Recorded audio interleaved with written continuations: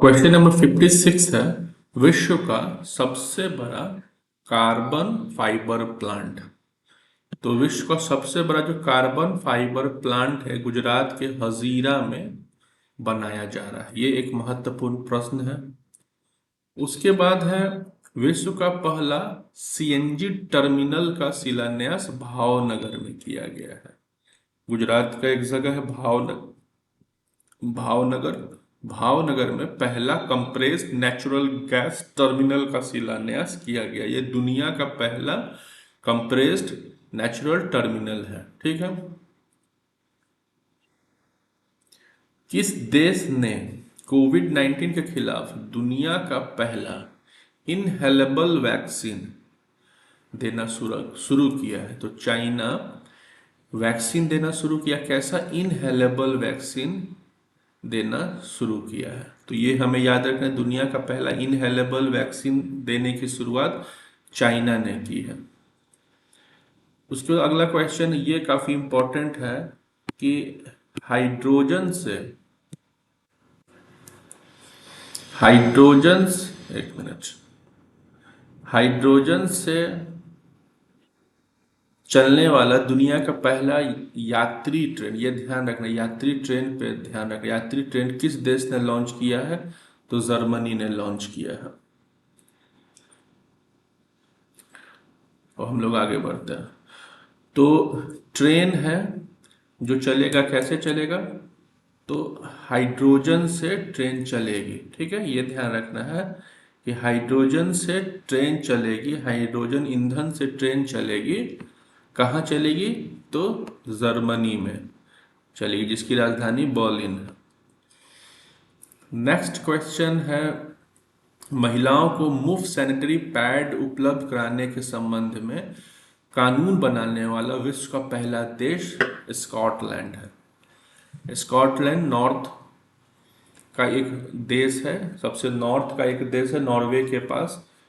वो इस तरह का कानून बनाने वाला दुनिया का पहला देश है। और हम लोग पहले भी देखे हैं, जो पहला दुनिया में देश में या राज्य में होता है वो क्वेश्चन पूछा जाता है। 61 इम्पॉर्टेंट नहीं है, 62 हम लोग देखेंगे कि कौन सा देश चीनी के विश्व के सबसे बड़े उत्पादक और उपभोक्ता के रूप में उभरा है। तो भारत। हम लोग चीनी का प्रोड्यूसर भी हो रहे हैं और कंज्यूमर भी हो रहे हैं। इस मामले में भारत नंबर 1 पे है। ठीक है, इस मामले में भारत नंबर 1 पे है।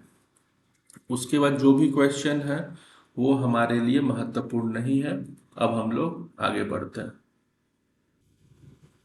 यहाँ पे अगला क्वेश्चन है, जब अगली बार एरिपेरिया लीजिएगा तो दिसंबर ऑनवर्ड से लेना है हमें। ठीक है।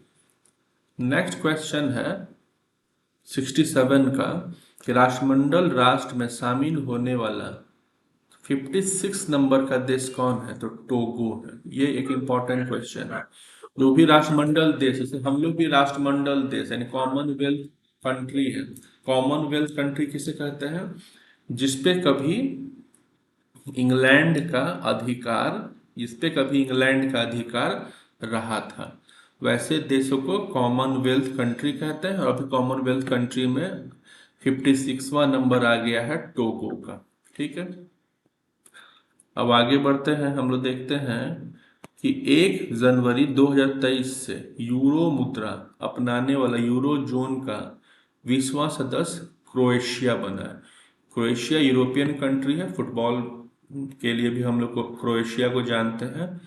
और यूरोप में एक यूरो जोन है, उस यूरो जोन का 20वां सदस्य क्रोएशिया बना। ये डेट हम लोग के लिए इंपॉर्टेंट नहीं है, बस यूरो मुद्रा को अपनाने वाला 20वां यूरो जोन में शामिल होने वाला देश क्रोएशिया है। ठीक है। 69 नंबर क्वेश्चन इंपॉर्टेंट है कि एससीओ की पहली संघाई कोऑपरेटिव ऑर्गेनाइजेशन इसे कहते हैं। ये एक संगठन है, संघाई कोऑपरेटिव ऑर्गेनाइजेशन। एससीओ की पहली सांस्कृतिक और पर्यटन राजधानी के रूप में किसे नामित किया गया है? वाराणसी को। ठीक है, एससीओ की पहली सांस्कृतिक और पर्यटन राजधानी के रूप में वाराणसी को नामित किया गया। अब इसे हम याद रखेंगे कि भारत की जो सांस्कृतिक राजधानी है वो वाराणसी ही है, इसलिए सांस्कृतिक और पर्यटन राजधानी भी एससीओ की वाराणसी घोषित हुई है। अगला क्वेश्चन है, किस देश ने अत्यधिक गर्मी के कारण पहली बार रेड वेदर वार्निंग जारी किया? रेड वेदर वार्निंग जारी करने वाला ब्रिटेन दुनिया का पहला देश बना है। अब अगला हम लोग प्रश्न देखते हैं।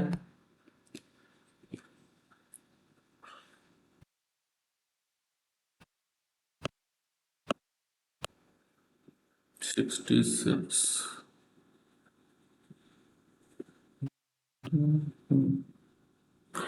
साइंस एंड टेक्नोलॉजी ये पार्ट है।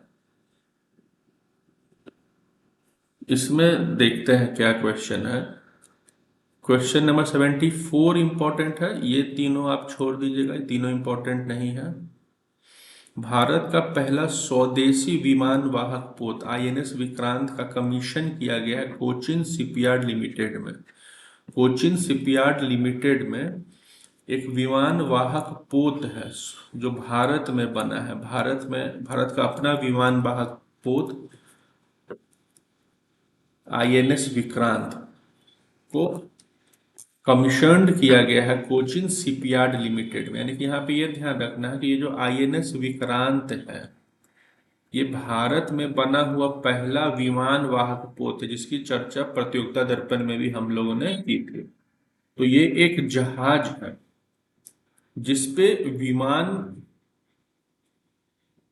को जिससे विमान को लॉन्च भी किया जा सकता है और जिसपे विमान लैंड भी कर सकता है। इस तरह का ये जहाज है जिसपे छोटा सा हवाई जहाज लॉन्च भी किया जा सकता है और लैंड भी कराया जा सकता है।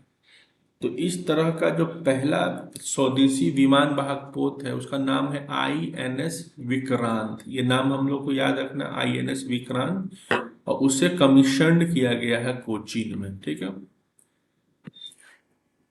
अब हम लोग आगे बढ़ेंगे। जो महत्वपूर्ण है, क्वेश्चन नंबर 78 महत्वपूर्ण है।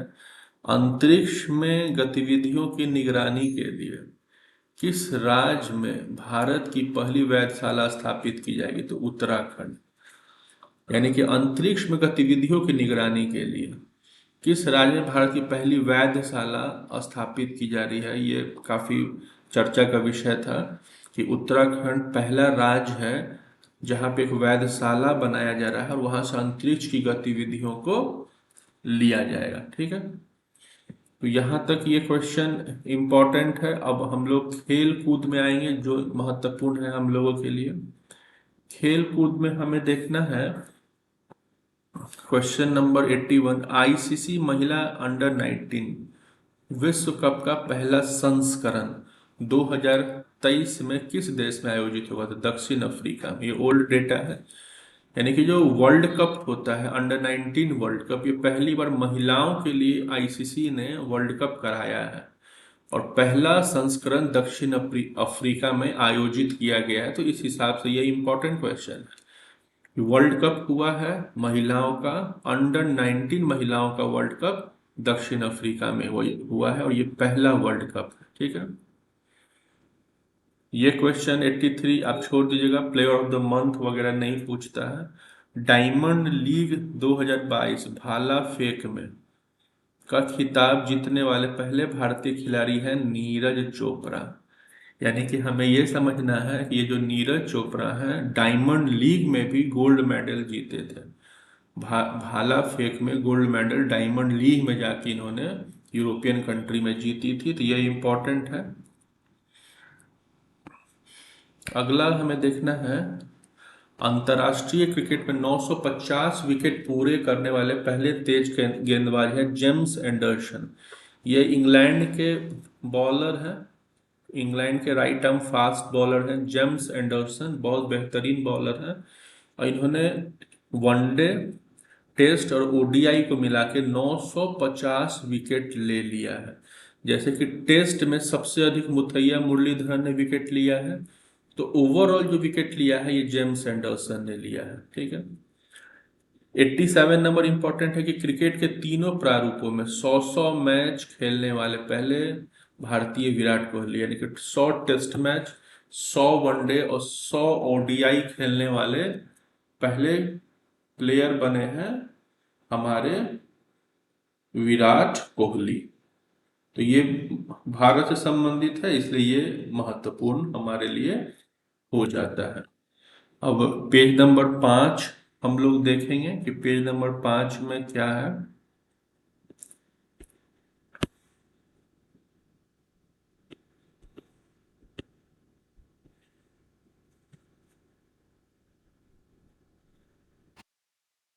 ये सब क्वेश्चन नहीं पूछता है। किस शहर को विश्व का सबसे बड़े खेल शहर के रूप में विकसित करने की घोषणा की गई है? तो अहमदाबाद को। अहमदाबाद को दुनिया का सबसे बड़ा खेल शहर के रूप में बनाने की घोषणा अहमदाबाद को की गई है। अंतर्राष्ट्रीय क्रिकेट, ये भी देखिए इंपॉर्टेंट नहीं है।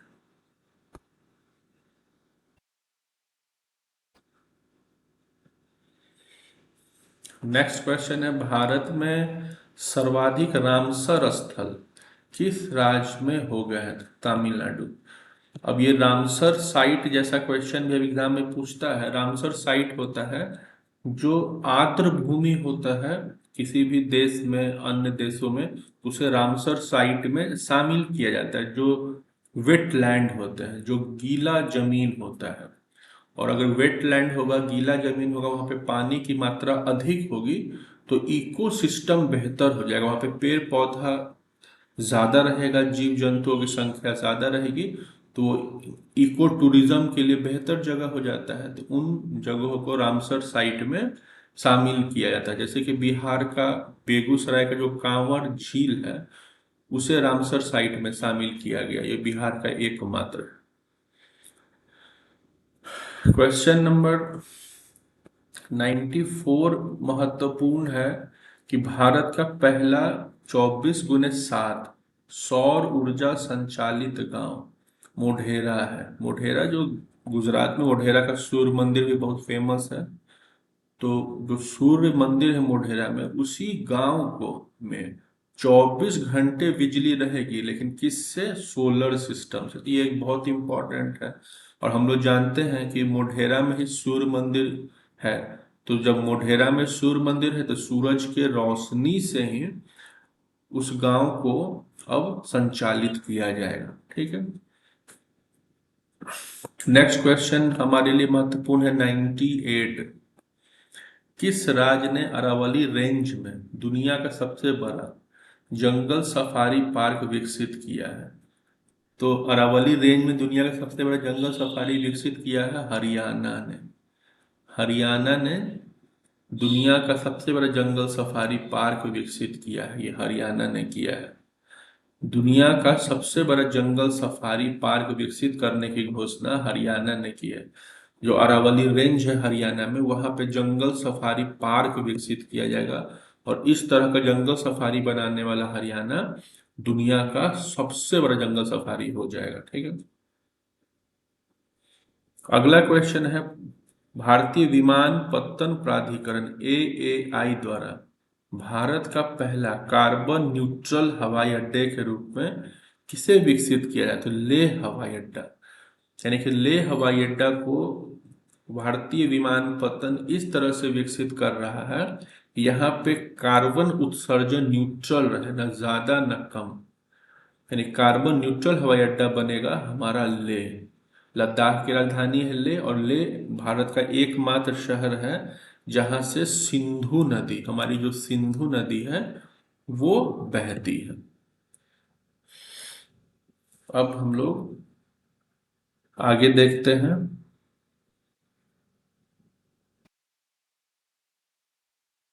यानी कि एडिटोरिया में जो भी क्वेश्चन होंगे, अकॉर्डिंग टू एडिटोरिया हम लोग चलेंगे। अब इसमें 2 में दिया हुआ 21-22 में आयोजित किए गए राष्ट्रीय महोत्सव। तो जो जो महोत्सव महत्वपूर्ण है हम लोग देखेंगे। जैसे पहलगांव पक्षी महोत्सव। पहलगांव एक जगह है जम्मू कश्मीर में, हमें पता है। तो पहलगांव पक्षी महोत्सव महत्वपूर्ण है। और पहलगांव जम्मू कश्मीर में है, तो पहलगांव पक्षी महोत्सव जम्मू कश्मीर में ये पहली बार आयोजित किया गया है, ये भी ध्यान रखना है। नुआखाई महोत्सव, ये इम्पोर्टेंट है। नुआखाई महोत्सव उड़ीसा में मनाया जाता है। सुमंग लीला आप छोड़ सकते हैं, ये भी छोड़ा जाएगा। आदि पूरम महोत्सव तमिलनाडु, जिसमें पूरम लग जाएगा वो सामान्यतः तमिलनाडु से ही संबंधित होता है। तो आदि पूरम महोत्सव जो है वो तमिलनाडु में मनाया जाता है। ओणम बहुत इंपॉर्टेंट है, लोग कंफ्यूज कर जाते हैं कि तमिलनाडु है या केरल है। तो ओणम जो है केरल का एक पर्व है, ठीक है। खार्ची उत्सव ये भी इम्पोर्टेंट है, इधर मनाया गया था। खार्ची उत्सव कहाँ मनाया गया है? खार्ची उत्सव त्रिपुरा में मनाया गया है, ठीक है। तो खार्ची उत्सव त्रिपुरा में मनाया गया है। आम महोत्सव लखनऊ में मनाई गई है। अम्बुवाची मेला ये बहुत इंपॉर्टेंट है। गुवाहाटी के थोड़ा सा आसपास एक जगह है कामाख्या, वहां है कामाख्या टेम्पल। वहीं अम्बुवाची मेला जून महीने में लगता है। विशेष रूप से 3 दिनों का ये मेला है, दुर्गा देवी को समर्पित ये अम्बुवाची मेला है। बैखो महोत्सव भी असम का है। लेवेंडर फेस्टिवल बहुत इंपॉर्टेंट है, लेवेंडर एक फूल का नाम है। लेवेंडर फेस्टिवल जम्मू कश्मीर का है। त्रिशूर पूरम ये नहीं पूछेगा क्योंकि त्रिशूर एक जगह है केरल का, ये सभी लोग जानते हैं। सिरुई लिली महोत्सव, सिरुई लिली महोत्सव मणिपुर में मनाई जाती है। सिरुई लिली महोत्सव मणिपुर में मनाई जाती है। सब 2-4 बार याद करिएगा तो याद हो जाएगा। अब यहाँ पे बिहू, ये लाइन छोड़ दीजिए। बिहू महोत्सव, बिहू जो होता है वो असम में मनाया जाता है, ठीक है। सरहुल हमें ध्यान रखना है, झारखंड का बहुत महत्वपूर्ण पर्व है सरहुल। आदिवासी लोग पेड़ पौधे को समर्पित ये महोत्सव मनाते हैं। अब इम्पोर्टेंट है ये कम्बाला उत्सव। कम्बाला उत्सव कर्नाटक में मनाया जाता है। कम्बाला उत्सव, के फॉर कम्बाला, के फॉर कर्नाटक। कम्बाला उत्सव कर्नाटक में मनाया जाता है। डोल जात्रा ये इम्पोर्टेंट है। डोल जात्रा पश्चिम बंगाल का ये महोत्सव है। हेराथ पर्व जम्मू कश्मीर। स्पीटुक गस्टर फेस्टिवल, स्पीटुक गस्टर फेस्टिवल ये आप छोड़ भी सकते हैं, हालांकि स्पीटुक गस्टर फेस्टिवल लद्दाख का है। रथ छोड़ दीजिए। अब इसमें इम्पोर्टेंट है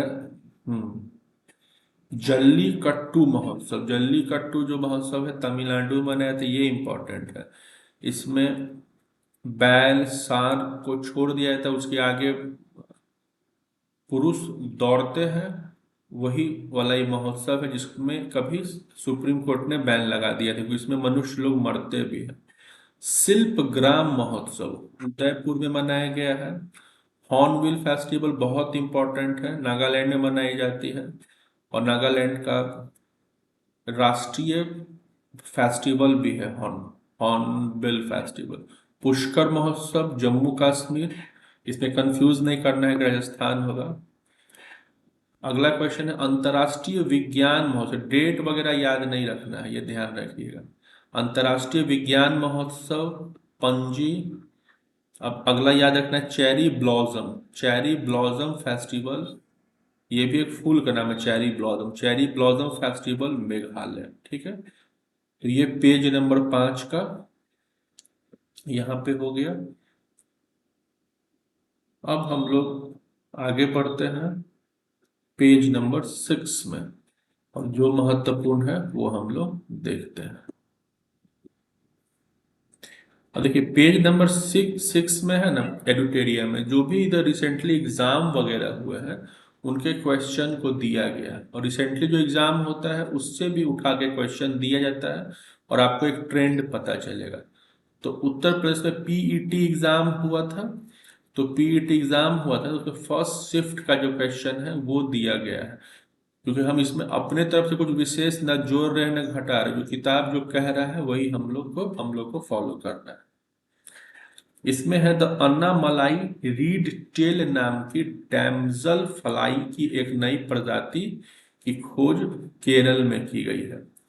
एक मक्खी की खोज हुई है डैमजल फ्लाई, और ये खोज कहाँ हुई है? केरल में। तो ये इंपॉर्टेंट क्वेश्चन है, एग्जाम में दिया हुआ है तो इंपॉर्टेंट होगा ही। अब है भारतीय पारंपरिक विज्ञान पर किस देश के सर्वदलीय संसदीय समूह को आयुर्वेद रत्न से सम्मानित किया गया है? तो भारतीय पारंपरिक विज्ञान पर यूनाइटेड किंगडम यूके यानी कि ब्रिटेन के सर्वदलीय संसदीय समूह को आयुर्वेद रत्न पुरस्कार दिया गया है। ठीक है, ये इंपॉर्टेंट अब नहीं, ये बहुत ओल्ड डेटा है। जागृति किस क्षेत्र से संबंधित शुभंकर है? उपभोक्ता जागरूकता। जागृति एक शुभंकर है, एक मैस्कॉट है जो उपभोक्ता जागरूकता से संबंधित है। ठीक है, महाराष्ट्र में औरंगाबाद का नया नाम संभाजी नगर रखा गया है। अगला क्वेश्चन हम लोग देखते हैं। ये क्वेश्चन जो 6 नंबर का है ये इंपॉर्टेंट अब नहीं है। 7 बहुत महत्वपूर्ण है। टाटा पावर सोलर ने केरल में भारत की सबसे बड़ी फ्लोटिंग सौर ऊर्जा परियोजना शुरू की गई है। यानी कि भारत में एक सौर ऊर्जा सोलर सिस्टम प्रोजेक्ट को शुरू किया गया है, और ये जो प्रोजेक्ट है तैरता हुआ यानी फ्लोटिंग प्रोजेक्ट है। और ये फ्लोटिंग प्रोजेक्ट जो टाटा पावर ने शुरू किया है वो केरल राज्य में शुरू किया है। अगला क्वेश्चन इंपॉर्टेंट है कि हिमाचल प्रदेश में 21 दिवसीय संयुक्त अभ्यास वज्र प्रहार 2022 भारत और अमेरिका के बीच संपन्न हुआ है। भारत और अमेरिका के बीच वज्र प्रहार शुरू हुआ है। ठीक है, भारत और संयुक्त राज्य अमेरिका के बीच वज्र प्रहार 2022 शुरू हुआ है। वज्र प्रहार 2022 ये बहुत इंपॉर्टेंट है, इसलिए मैं इस पे एम्फसाइज कर रहा हूँ कि वज्र प्रहार 2022 भारत और अमेरिका के बीच शुरू हुआ है। कहाँ? हिमाचल प्रदेश में। कौन सी सेना ने किया है? तो स्थल सेना या थल सेना ने, अर्थात आर्मी ने किया है। ये भी ध्यान रखना है कि जो संयुक्त अभ्यास का क्वेश्चन एक पूछता है, ये भी पूछता है कि किस सेना ने किया है। नेक्स्ट क्वेश्चन है डाक कर्मयोगी पोर्टल का उद्देश्य है। डाक कर्मयोगी पोर्टल का क्या उद्देश्य है? उद्देश्य है कि लगभग 4 लाख ग्रामीण डाक सेवकों की क्षमताओं में वृद्धि कर देना। लगभग 4 लाख ग्रामीण डाक सेवकों की क्षमताओं में वृद्धि करना, ये बहुत महत्वपूर्ण मेरे अनुसार नहीं है। क्वेश्चन नंबर 10 भी इंपॉर्टेंट नहीं है। अब हम लोग सेकंड शिफ्ट वाले में देखते हैं क्या महत्वपूर्ण। ये बहुत इंपॉर्टेंट क्वेश्चन है, कौन से देश I2U2 ग्रुपिंग से संबंधित है? तो I2, I फॉर भारत और I फॉर इजराइल। ठीक है, U फॉर USA और U फॉर UAE और U फॉर USA। तो I 2 बार है और U 2 बार है, तो I2U2, I for India, I for Israel, I for UAE और I फॉर USA। इन 4 लोगों का ग्रुप है, 4 लोगों का संगठन है जो मेंस में भी, इंटरव्यू वगैरह में भी पूछता है। तो ये बहुत इंपॉर्टेंट क्वेश्चन है। अगला महत्वपूर्ण नहीं है, इसे काट दीजिए। ये भी इंपॉर्टेंट नहीं है।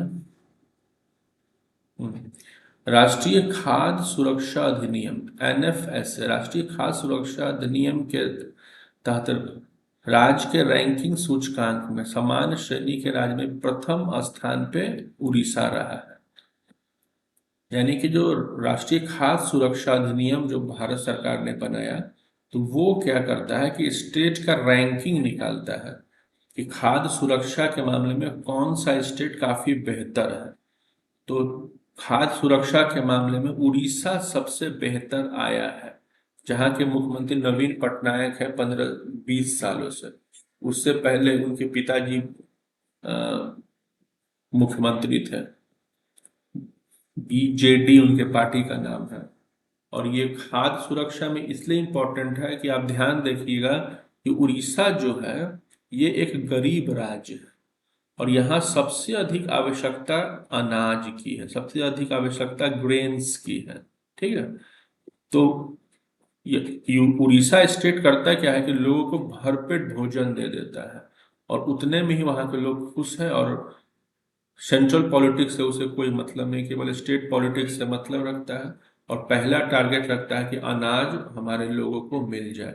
तो इसलिए खाद्य सुरक्षा के मामले में उड़ीसा नंबर 1 पर है राष्ट्रीय खाद्य सुरक्षा अधिनियम के रैंकिंग में। ठीक है, अगला क्वेश्चन भी इंपॉर्टेंट है। डॉक्टर राजेंद्र प्रसाद स्मृति पुरस्कार लोक प्रशासन से संबंधित है। राजेंद्र प्रसाद प्रथम राष्ट्रपति थे, हमें पता है। संविधान सभा के अस्थायी अध्यक्ष भी थे राजेंद्र प्रसाद। इनकी जन्मभूमि बिहार में जीरादेई है। जीरादेई जो एक गांव है, वो उस गांव में इनका घर हुआ करता था। कभी 3 दिसंबर 1884 को इनका जन्म हुआ था। यही कारण है कि 3 दिसंबर को बिहार सरकार राष्ट्रीय मेधा दिवस मनाती है। नेक्स्ट क्वेश्चन है कि किस राज्य में भारत के प्रथम अमृत सरोवर का उद्घाटन किया गया है। अमृत सरोवर का उद्घाटन उत्तर प्रदेश में किया गया है। अमृत सरोवर का उद्घाटन उत्तर प्रदेश में किया गया है। ये पहला अमृत सरोवर बना है उत्तर प्रदेश में। किस राज्य में अभी हाल में यूरेनियम खनन भंडार पाए गए? ये इंपॉर्टेंट है, राजस्थान। ये महत्वपूर्ण है। ये क्वेश्चन आप काट लीजिए, महत्वपूर्ण नहीं है। ये दोनों क्वेश्चन इंपॉर्टेंट नहीं है।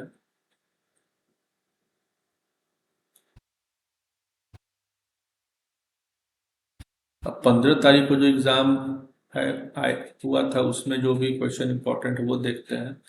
किस देश के वैज्ञानिकों ने पहला कृत्रिम भ्रूण तैयार किया है?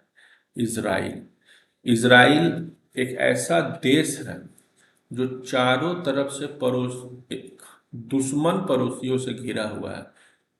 ये एकमात्र दुनिया का यहूदी देश है और यहाँ के वैज्ञानिक पूरी दुनिया में सबसे बेहतर माने जाते हैं। सबसे बेहतर टेक्नोलॉजी इजराइल की मानी जाती है और यही कारण है कि पहली बार आर्टिफिशियल एम्ब्रियो को बनाने का प्रयास इजराइल के द्वारा किया गया है। अगला क्वेश्चन है, नरेंद्र मोदी ने किस राज्य में IIBX India international bullion exchange launch किया है? तो गांधीनगर में। ये हम लोग पहले भी पढ़े हैं।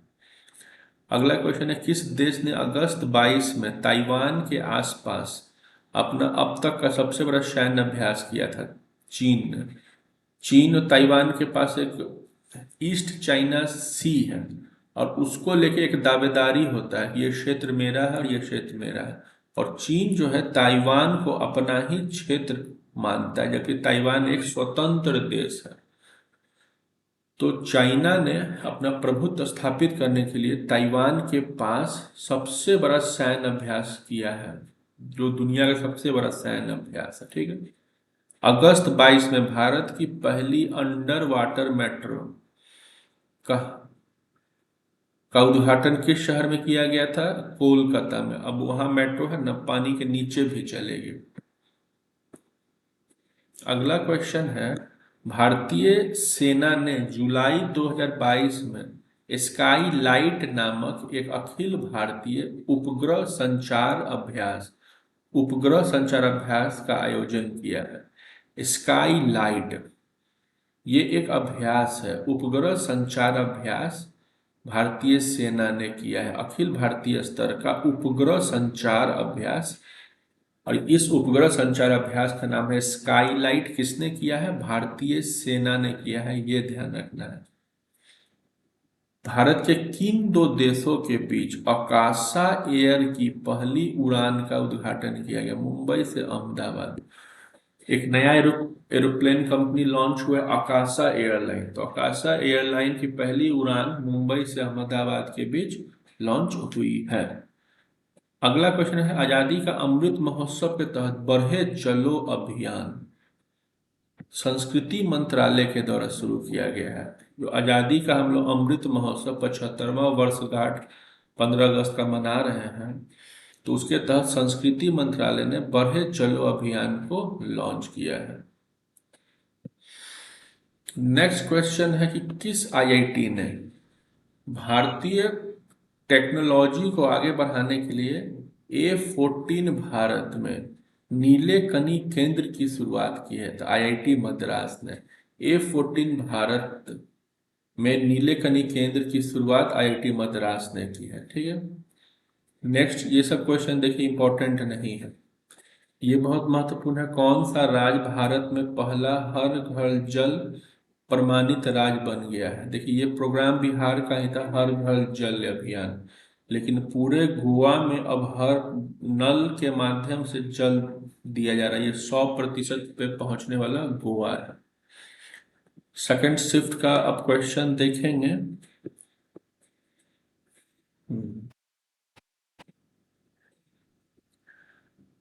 ये बहुत इजी क्वेश्चन है। भारत गौरव पर्यटक ट्रेन को जून 2022 में रामायण सर्किट के हिस्से के रूप में भारत और नेपाल के बीच हरी झंडी दिखाई गई, आप लोग भी जानते हैं। देखिए ये इम्पोर्टेंट नहीं है, जून ये सब अब इम्पोर्टेंट नहीं है, ओल्ड डेटा है। इसमें क्वेश्चन नंबर 8 इंपॉर्टेंट है, किस संस्था ने India's booming gig and platform economy शीर्षक से एक रिपोर्ट जारी की है? तो नीति आयोग, नीति आयोग रिपोर्ट भी जारी करता है, और नीति आयोग ने इंडियाज बूमिंग के नाम से एक रिपोर्ट जारी किया है। इंडियाज बूमिंग के नाम से एक रिपोर्ट किसने जारी किया है? नीति आयोग ने जारी किया है। कौन सी राज्य सरकार सिंगल एंट्री मल्टीपल एग्जिट के विचार पर, सिंगल एंट्री एग्जिट के विचार पर एक एजुकेशन टाउनशिप, ये भी हम लोगों ने पढ़ा, एजुकेशन टाउनशिप उत्तर प्रदेश बनाएगा या बना रहा है? तो ये है पेज नंबर 7। अब हम लोग देखेंगे पेज नंबर 6, देख लिए थे।